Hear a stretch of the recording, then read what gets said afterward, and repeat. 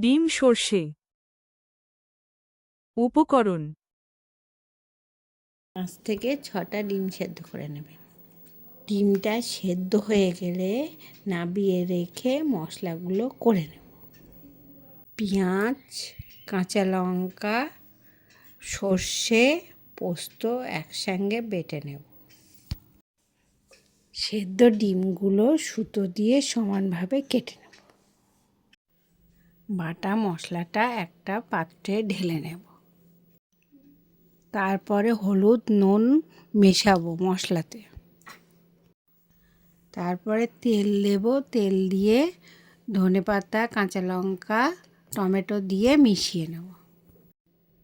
অল্প জল দিয়ে মিশিয়ে কাই মতন হবে। তারপর ডিমগুলো এক এক করে সাজিয়ে ধনেপাতা দেব। তারপরে গ্যাস জ্বালিয়ে 10 মিনিট মতন রান্না করে নেব। নামানোর আগে কাঁচা সর্ষের তেল দিয়ে নামিয়ে নেব। ধনেপাতা দিয়ে গার্নিশ করলাম।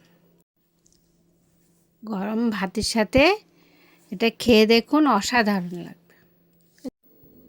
ভিডিওটা ভালো লাগলে লাইক করবেন, আমার চ্যানেলকে সাবস্ক্রাইব করবেন। ধন্যবাদ।